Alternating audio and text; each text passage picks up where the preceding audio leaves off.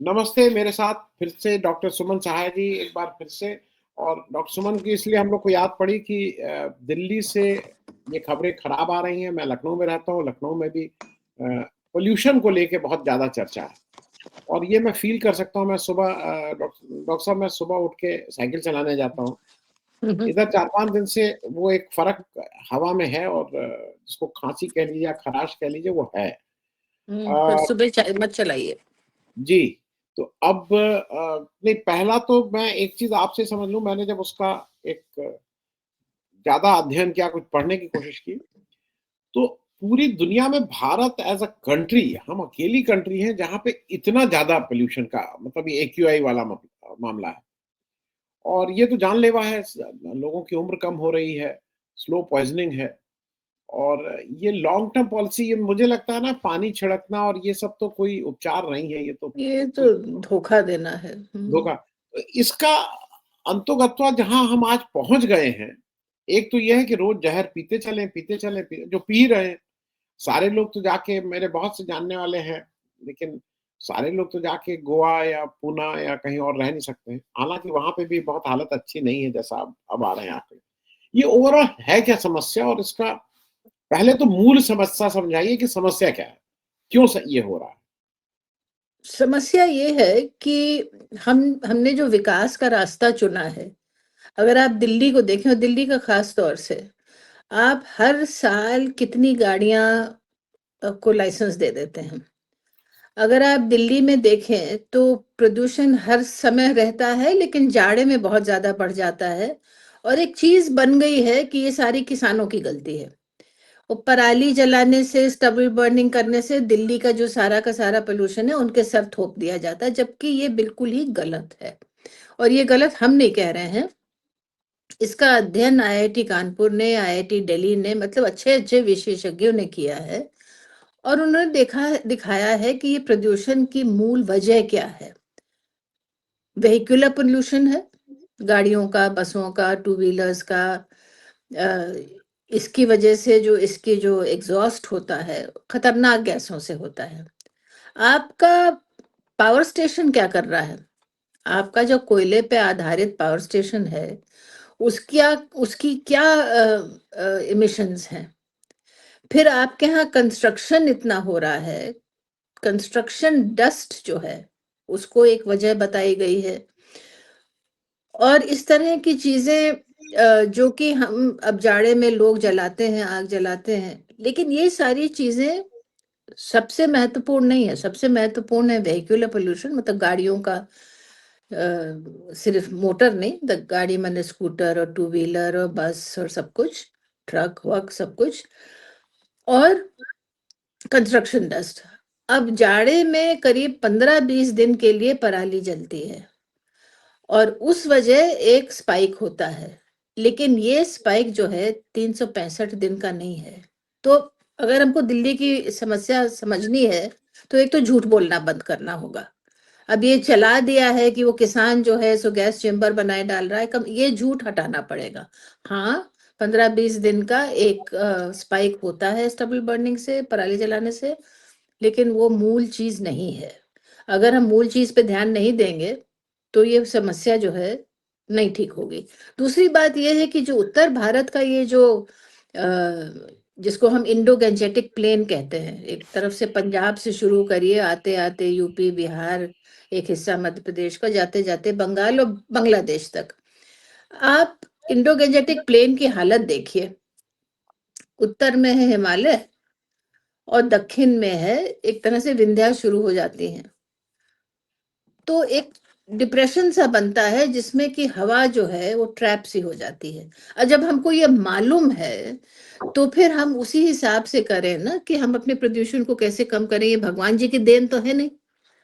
अगर आप चाइना को देखें, हम चाइना, उस चाइना को जानते हैं, जबकि हम मतलब कॉन्फ्रेंसेस और मीटिंग्स के लिए चाइना को जानते हैं, जबकि हम एक 24th लेवल पे एक होटल में ठहरे थे और कुछ नहीं दिख रहा था, मतलब सड़क के उस पार नहीं दिख रहा था।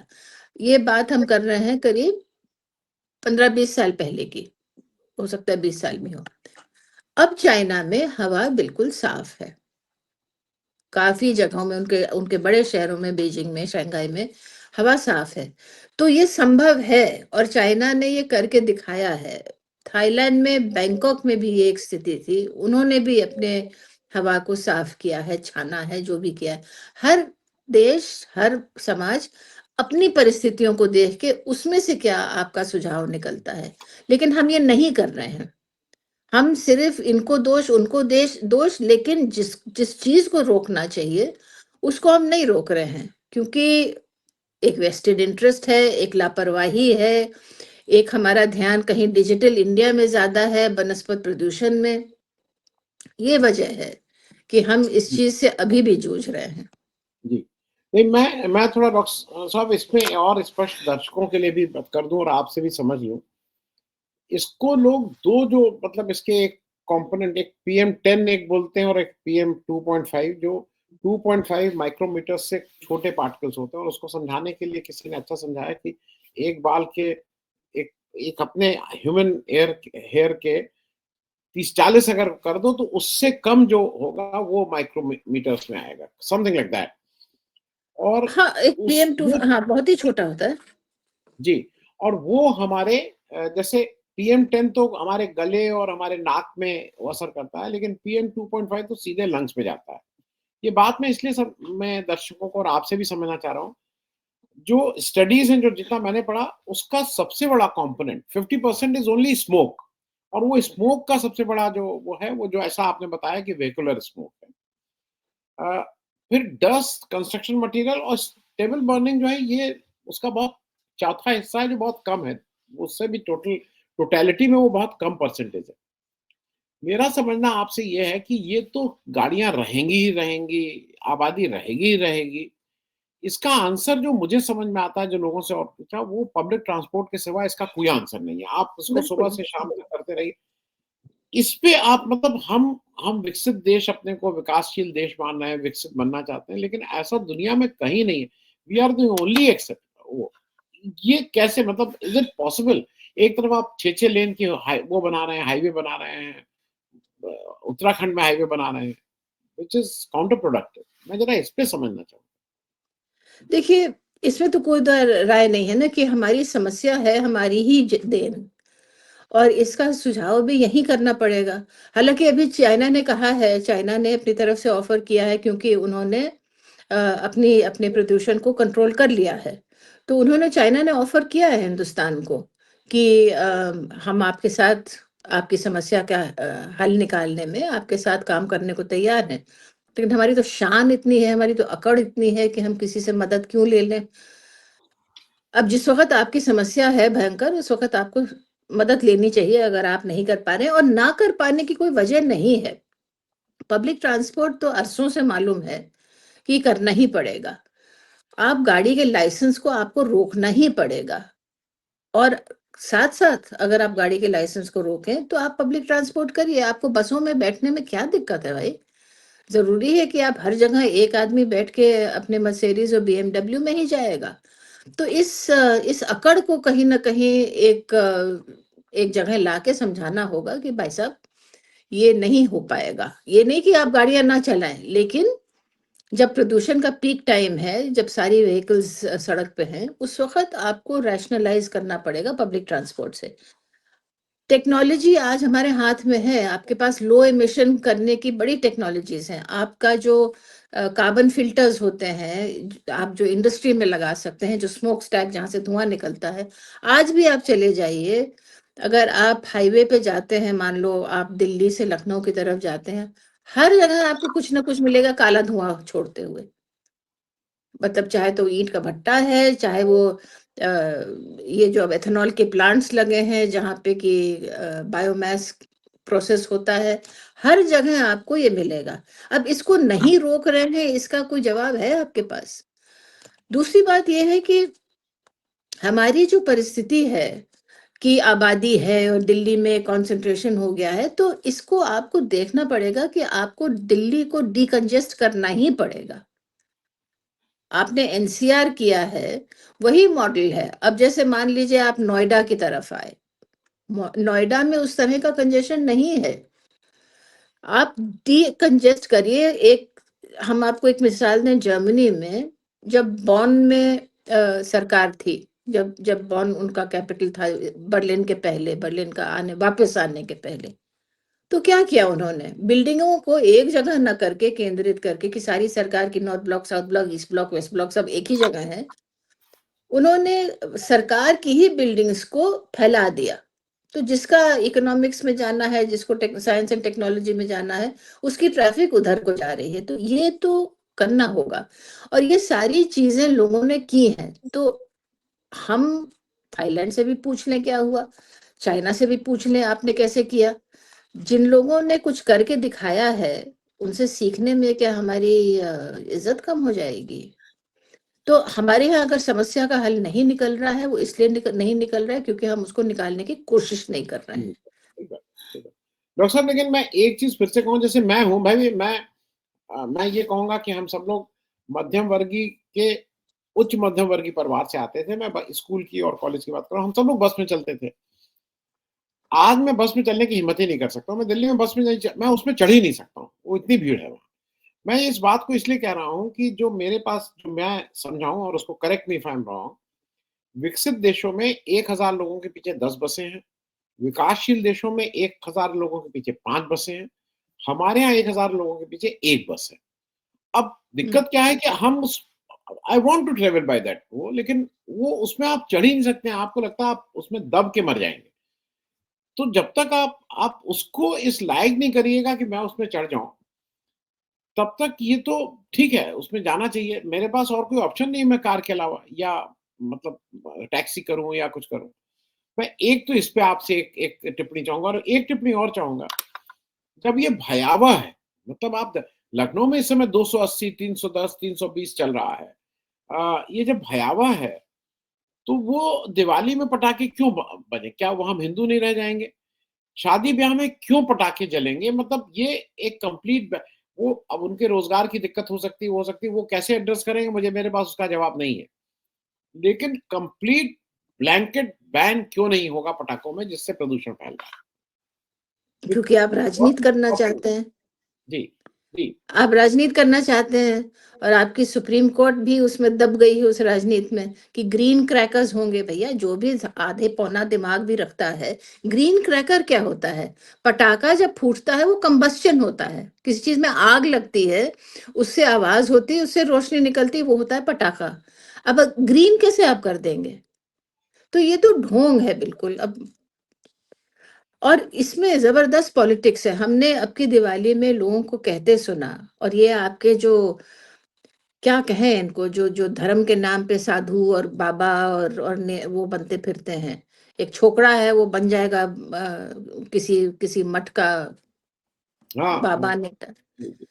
वो क्या कहते हैं कि हमारा धर्म है, आप हमारे धर्म में दखल दे रहे हैं, हम पटाखे तो फोड़ेंगे, आप कैसे रोक सकते हैं? और इसको फौरन धर्म का बना दिया। धर्म माने पॉलिटिक्स।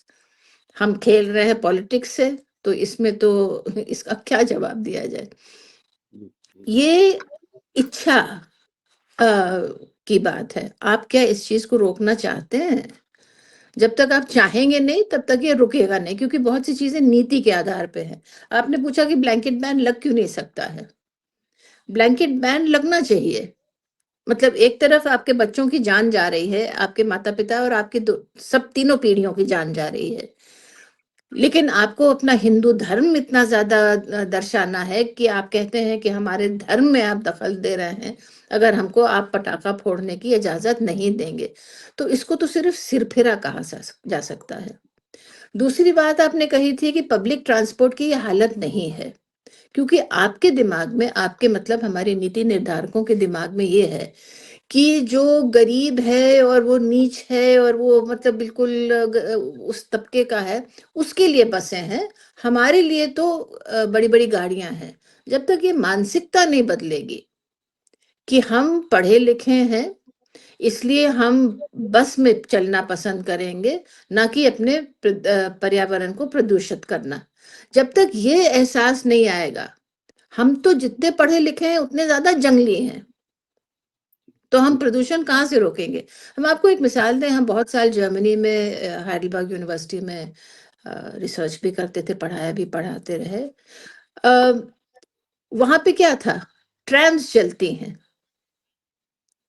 और हम लोग यूनिवर्सिटी जब जाते थे तो ट्रैम से जाते थे, क्यों गाड़ी कोई लेके जाएगा? ट्रैम्स चलाइए आप, बसेस चलाइए आप, वैसी बसेस चलाइए जिसपे कि सब लोग बैठ सकें। अब इस वक़्त तो गंदी हो जाती हैं, भीड़ से कूच जाती हैं क्योंकि आपके पास बसेस उतनी हैं नहीं और उस स्टैंडर्ड की नहीं है। तो ऐसा नहीं है कि समस्या का हल हम लोगों को मालूम नहीं है, इच्छा शक्ति नहीं है, क्योंकि हमारे यहाँ अभी भी बड़ा स्टेटस वाली बात है। हम कैसे बस में चढ़ जाएँ?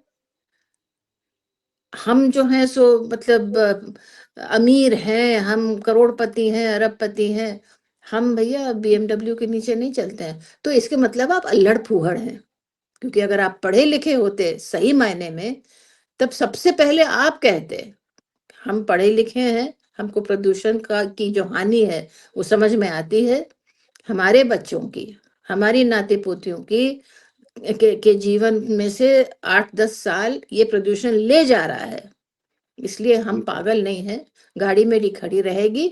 हम सरकार पे दबाव डालेंगे, ट्रैम चलाइए, बस चलाइए, ऐसी-ऐसी चलाइए जिसमें सबको बैठने का आराम मिले। जी, कितना कठिन है ये? जी। मैं एक चीज़ डॉक्टर साहब और आपसे, एक तो जब सरकार मतलब घर का जो अभिभावक है जिसको नींद, वही जब झूठ बोलने लगे, ये सुन के मुझे तो अजीब-सा लगा कि कौन-सा देश है?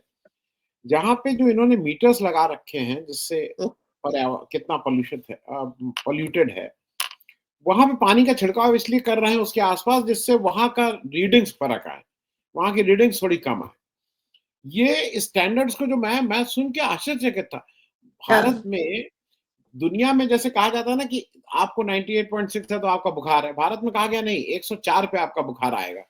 दुनिया में 50 के ऊपर माना जाता है कि इट इज़ बैड। हमारे यहाँ 250 तक नॉर्मल माना, 200 तक नॉर्मल माना जाता है। कुछ अजीब-अजीब है, वहाँ पे जिसको वो कहते हैं कि इट इज़ अलार्मिंग, वो हमारे यहाँ नॉर्मल है। हम इससे कैसे प्ले कर सकते हैं? बुखार तो 98.6 के ऊपर बुखार है। आप 104 पे कहिए कि नहीं-नहीं बुखार नहीं है। मैं थोड़ा इस पे समझना चाह रहा हूँ, हाउ वी कैन। देखिए ना, हाउ डू वी मतलब एक जन आंदोलन और क्या कहें, अगर सुबुद्धि नहीं काम कर रही है, अगर एक जिम्मेदारी का एहसास नहीं है हमारी सरकारों में, हमारे नीति निर्धारकों में, तो प्रतिनिधि मतलब जनता को आगे उठ के कहना पड़ेगा। लेकिन आप देखिए कल जो बोट क्लब और इंडिया गेट पे जो प्रोटेस्ट हुए हैं, आपने बर्बरता देखी थी पुलिस की? बच्चों के साथ, बुजुर्गों के साथ, अन्य लोगों के साथ लोग क्या मांग कर रहे थे? यही तो कह रहे थे कि भैया सांस लेने की मोहलत दो, ये प्रदूषण को कम करो, यही तो कह रहे थे। मतलब देश के खिलाफ तो कुछ नहीं कर रहे थे ना। तो हम जी, जब ये कहते हैं कि हमारे समझ में आता है कि ये बहुत ही हानिकारक है और सरकार उसके ऊपर कोई कदम नहीं उठा रही है और ये धोखाधड़ी हो रही है कि आप वहाँ पे पानी के फुहारे चला रहे हैं ताकि रीडिंग्स कम हो जाएँ। वो रीडिंग उतनी ही कम होती है 5 मिनट के लिए, उसके बाद फिर चढ़ जाती है, पानी से क्या होगा? आपके जो प्रदूषण है वो सिर्फ़ 6 फुट 8 फुट पे थोड़ी है, वो तो उन पर्यावरण के तबकों पे है, सल्फर ऑक्साइड है, नाइट्रस ऑक्साइड है, कार्बन मोनोऑक्साइड है, ओज़ोन है, ये सारे पोल्यूटेंट्स जो हैं ये तो है ही वहाँ पे, आप पानी से क्या कर लीजिएगा? लेकिन वो जी, दिखाने के लिए, धोखा दे के दिखाने के लिए कि कितना आप कर रहे हैं, बड़ी शर्म आती है ये देख के। जी, क्योंकि आप अपनी जनता को बेवकूफ़ समझते हैं और जनता को बेवकूफ़ समझ के आप इस तरह की ड्रामे करते हैं, जिससे कुछ नहीं असर होगा। और जब लोग आते हैं प्रोटेस्ट करने के लिए, अपने सरकार से कहने के लिए, महाराज कुछ करिए, बहुत हालत ख़राब है, तब आप उसके ऊपर पुलिस छोड़ देते हैं। मेरे ख्याल वो आरएएफ भी, रैपिड एक्शन फोर्स भी उसमें थी शामिल। लोगों को धकेल-धकेल के जिस तरह से अब पुलिस की आदत हो गई है करने की, क्योंकि उनको शय मिलती है। जी, तो अगर इस तरह से करते रहे तो फिर इसका उपाय कहाँ से निकलेगा? जी, जी। मैं एक चीज़ और डॉक्टर साहब अंतिम सवाल आपसे पूछूँ। सबसे आसानी जैसा आपने जो शुरुआती वक्तव्य में कहा कि किसान के ऊपर ठेल दो। मैं उसको भी मैंने ठीक से पढ़ा। किसान की दिक्कत क्या है कि भारत में ग्रीन रेवोल्यूशन जब आया तो धान की खेती को बढ़ावा दिया गया। धान को पहले इन्होंने कहा कि ग्राउंड वाटर से उसकी इरिगेशन होगा, धान क्योंकि बहुत पानी माँगता है। फिर जब ग्राउंड वाटर नीचे जाने लगा तब इन्होंने कहा कि नहीं इसकी पूरी उपज को पीछे खिसकाया गया, तो जो मई में प्लांटेशन होता था उसको इन्होंने जून में किया। अब वो सारा साइकिल ही चेंज हो गया। अब किसान के पास वो 15-20 दिन होते हैं उसको मतलब धान काट के रबी की गेहूँ बोने के लिए। उसके अच्छा सरकार की तरफ से सपोर्ट नहीं है, प्राइस रेम्युनरेटिव नहीं है, तो किसान ये पैसा खर्च करने की स्थिति में नहीं है कि वो उसको उसको जोते और फिर उसको देखिए जो हो रहा है ना, उसके बाद इसके बाद विचार नहीं रहता, आप उसके ऊपर कुछ भी कार्रवाई करिए। नहीं किसान शहीद होने के लिए तो नहीं है, तो उसको भी अपना परिवार पालना है। कि ये बात मैं इसलिए कह रहा हूँ जी, तो अब इसमें मैं इसमें कह रहा हूँ कि ये तो सरकार ही कुछ इस तरह का इंसेंटिव देगी ना कि भई हम तुम्हारे खेत जोत देंगे या हम कुछ मुझे मालूम नहीं, लेकिन इसका हल तो सरकार ही निकालेगी। मैं ज़रा इस पे एक आपसे एक वो चाहूँगा टिप्पणी। देखिए ऐसा है, ये जो समस्या है ना खासतौर से पंजाब, हरियाणा, पश्चिमी उत्तर प्रदेश की, यहाँ पे जो वैरायटी धान की जो प्रमोट की गई है, और प्रमोट तो वैज्ञानिक ही करते हैं ना। किसान को सपना तो आता नहीं है कि हम पूसा 44 लगाएं। प्रमोट किया गया है पूसा 44, जो कि बड़ी अच्छी वैरायटी है, लेकिन लेट मैच्योरिंग है, मतलब लंबे दौर में पकती है। उसमें जो बायोमास है बहुत घना है। तो मतलब एक धान की का जो एक पौधा है, उसमें बहुत सारी पत्तियां और बहुत सारी जिसको टिलर्स कहते हैं वो होती है। तो पूसा 44 है तो बड़ा अच्छा, उसका उत्पादन बड़ा अच्छा होता है, लेकिन उसमें ये समस्या है कि बायोमास भी बहुत होती है और वो लेट मैच्योर करता है, हो जाता है। तो सबसे पहली चीज तो ये है कि हमारे वैज्ञानिकों को पूसा 44 वहां से हटा के एक दूसरी वैरायटी देनी चाहिए किसानों को, जो कि अर्ली मैच्योरिंग हो। अगर अगर ये वैरायटी 120 दिन में तैयार होती है तो वो 100 दिन में तैयार हो जाए, तो आपको ऑटोमेटिकली जो है जगह मिल जाती है, समय मिल जाता है। तो जी, पहली जी, चीज तो है कि आप एक उस वैरायटी को बदल दीजिए जिस वजह से समय 15 दिन का रह जाता है। अब वो पकेगी ही तब जाके, तो कटेगी ही तब, और जी, जी, तब तक आपका गेहूं बोने का समय आ जाता है। तो एक तो हुँ, ये है। दूसरा ये है कि सरकार की तरफ से जो कदम उठाए गए हैं, जो आपका पराली, जब जब ऑटोमेटिक हार्वेस्टर्स वगैरह आती हैं, तो कम से कम 1.5 फुट का तक का स्टबल बच जाता है। जी, जी, उसको काटने के लिए मशीनें हैं। ये मशीनें गांव में कहीं ब्लॉक में या कहीं ऐसी जगहों पे जिले में उपलब्ध हैं। इतनी ज़्यादा नहीं है जितनी होनी चाहिए, लेकिन है। दिक्कत कहाँ आती है? उसको आप वहाँ से लेके अपने खेत तक ट्रैक्टर से खींच के लाइए। अब हर किसान के पास ट्रैक्टर भी नहीं है। कम मशीनें हैं तो वो जल्दी उपलब्ध भी नहीं होती हैं। तो कहने के लिए हो जाता है कि हाँ, ऐसी मशीनें हैं, लेकिन कितने किसान कितने समय में इस मशीन को लाके अपने स्टबल को काट सकते हैं। तो मालूम है कहाँ दिक्कत है। तो या तो आप मशीन बढ़ाइए, या आप और छोटे मशीन का इजाज़ करिए जो कि जल्दी-जल्दी किसानों के खेतों तक पहुँच जाए और ये चीज़ कट जाए। ये कोई बहुत भयंकर समस्या नहीं है। आपके पास टेक्नोलॉजी है ये। टेक्नोलॉजी जब आपने समझ लिया कि दिक्कत क्या है, पूसा 44 से समय कम हो जाता है, तो वैरायटी बदलिए। अगर आपको मालूम है कि कई किसानों के पास ट्रैक्टर नहीं है, तो वो उस मशीन को खींच के अपने खेत तक नहीं ला पा रहे हैं, उन मशीनों को छोटा करिए, ज़्यादा मशीनें उपलब्ध कराइए। तो ये चीज़ें अगर आप करेंगे तो आपको बेसिकली धान की कटाई से और गेहूँ की बुवाई तक जगह थोड़ी और दे देनी है। जी, जी, और वो कोई इतनी बड़ी बड़ी समस्या नहीं है। आपने पहचान लिया है कि दिक्कत कहाँ आ रही है, तो आप उस जी, दिक्कत को का विकल्प निकालिए और बताइए कि हाँ भाई, 44 नहीं, आप ये वाली वैरायटी लगाइए, जल्दी तैयार हो जाएगी, आपको समय मिल जाता है। रही मशीन की बात, आप छोटी मशीनें कर दीजिए और आप किसानों को ज़्यादा आसानी से उपलब्ध करा दीजिए, तो जब पराली कट जाएगी, तो फिर कहाँ समस्या है? और उसके साथ आप पेनल्टी लगा दीजिए कि इसके बावजूद अगर आप जलाएँगे, तो आपके ऊपर 10,000 रुपए की पेनल्टी लगेगी। तो वो जो कैरेट एंड स्टिक अप्रोच जो अंग्रेजी में कहते हैं ना, कि आप उनकी मदद करिए और एक थोड़ा-सा डंडा भी हाथ में रखिए। जी, किसान ना अपना दुश्मन है, न देश का दुश्मन है, वो मजबूर है, उसकी मजबूरी को हल्का कर दीजिए और उसको थैंक दोष तो देना बंद करिए। जी, जी, जी। थैंक्स नहीं, और लग रहा है कि सारा पराली की वजह से ये प्राइमरली ये स्मोक जो वेहिकुलर स्मोक है उसकी ये मूल समस्या वहाँ है।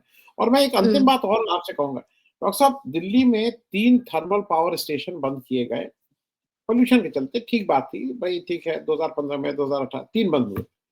और उसी देश में आप 2 महीना पहले 6 महीने 2 साल पहले आप एक एक उद्योगपति को थर्मल पावर लगाने का लाइसेंस दे रहे हैं, और वो थर्मल वो ला कहाँ से रहा है? कोयला ऑस्ट्रेलिया से ला रहा है, बेच रहा है बांग्लादेश को, बना रहा है हमारे यहाँ, प्रदूषण हमारे यहाँ फैला रहा है।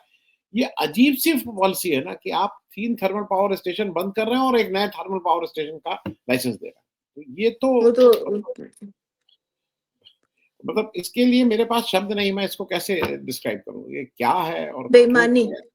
जी, जी, अगर आपकी नीयत साफ नहीं है, तो किस समस्या का हल निकालने के आपके पास अवसर है या क्या कहें? हाँ, जब हाँ, आपकी इच्छा ही नहीं है समस्या का, क्योंकि हाँ, किसी ने हम कल न्यूज़ सुन रहे थे, किसी ने कहा कि सरकार या जो बड़े लोग हैं, नीति निर्धारक हैं, वो क्यों समस्या का हल निकालें? वो तो नेताओं का नाम लेके कह रहा था। वो तो मतलब कीमती एयर प्यूरिफायर्स के साथ बैठे रहते हैं, उनकी गाड़ी में एयर प्यूरिफायर लगा है, उनके ऑफिस में एयर प्यूरिफायर लगा है, उनके हवाई जहाज में एयर प्यूरिफायर लगा है, तो उनको तो झेलना नहीं पड़ता है। उनके तो आगे पीछे सब लोग इंतजाम करते ही रहते हैं। झेलना उनको पड़ता है जो कि सड़क का इस्तेमाल करते हैं। तो ये कहीं ना कहीं हमारी जो कमी है, वो ये भी कमी है ऊंच नीच की, भेदभाव की, और हम अपने नागरिक को बराबर नहीं समझते हैं। जितना जी, आसान है किसान के ऊपर थोपना इसका प्रदूषण का की वजह, उतना ही आसान है कि भाई गरीब आदमी मर रहा है तो क्या करें? आबादी है हमारे यहाँ। जी, चाइना में आबादी कम नहीं है, लेकिन जी, चाइना ने हल निकाल लिया ना। निकाला। जी, तो गरूर और घमंड को जरा नीचे करके चाइना से कहिए भैया तुमने कैसे किया, लाओ हमारे साथ भी कर दो। जी। इसमें किसकी इज्जत कम हो रही है? बच्चों की जान बच जाएगी। थैंक सो मच डॉक्टर साहब बातचीत करने के लिए, और मेरे ख्याल में थैंक यू। हम लोग एक मुश्किल क्या होती है ना कि जब आपदा आती है तब आपकी याद आती है और तभी कोई बात होती है, लेकिन शायद शायद फेयर वेदर में भी कभी-कभी बात कर लें तो आपदा कर आने की लेना चाहिए। अच्छी चीज़ों के ऊपर बात कर लें। जी, अभी तो जी, बड़ी मनहूसियत सी छा जाती है। जी, नमस्कार। Thank you. Thank you.